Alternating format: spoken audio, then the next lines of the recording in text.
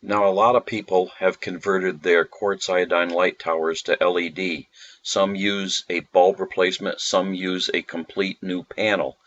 But every one that I found on the internet, they ended up using a lower powered LED, and they all said that it didn't have the output of the quartz iodine, but they said that was okay.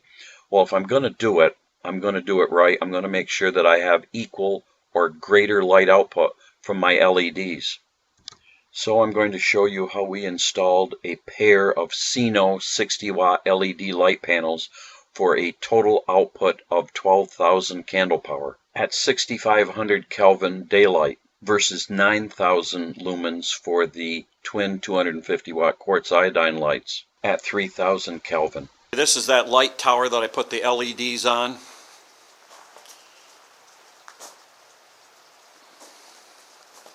See, they're very thin. There's a pair of them. We used the original factory mounting knobs to install the new LED lights. There's the box that we had to extend. You can see the silicone seal to get the extra room to put the switch in. Each of the old 250 watt quartz iodine light pods had its own light switch, and conveniently all the boxes were the same size. So when the wires came out of the switch, they went down to that central box, and then it went out to the wall. So what we did was we took one of the boxes, cut the back out, drilled out the threaded holes so that a screw would go straight through, then wired the whole thing up, ran the screws through the switch outer cover, through the intermediate box, and screwed into the original box against that yellow bar. Then to hold it in position, if we ever had to take it apart again, we just put some silicone seal on it. And you also notice that we had to put some silicone seal on the grommets of the wires going in, because at only 60 watt, the wires were smaller than the 250 watt wires because it was less draw. So we had to put silicone around that so water or whatever wouldn't get down in. Here is what the original heads used to look like that had the quartz iodine. So what I'm going to do is I'm going to turn it on.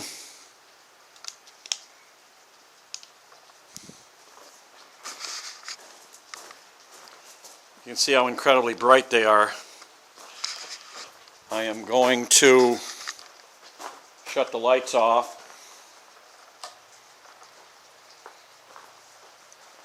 There you go. You can see just how bright it is.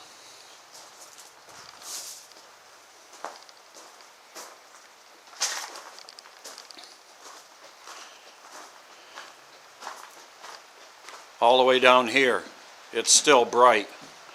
And you turn around and it's just a wall of light.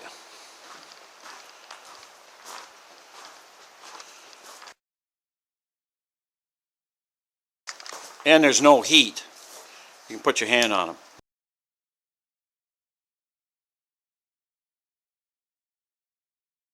Now you would think, as bright as those panels are, at 60 watts apiece, that we're getting a true 60 watts, which would give you a 120 watt draw. Well, according to my kilowatt, we're only getting 92.6 watts, which is only 46.3 watts per panel. Chinese screwed us over again, and that would mean I'm only getting 9,260 candle power, not the 12,000 candle power that was advertised. But that's still a little bit better than the 9,000 advertised candle power of the quartz iodine, plus you get the boost of the 6,500 Kelvin being daylight as opposed to the yellowish of the quartz iodine bulbs. So to the human eye, it appears brighter.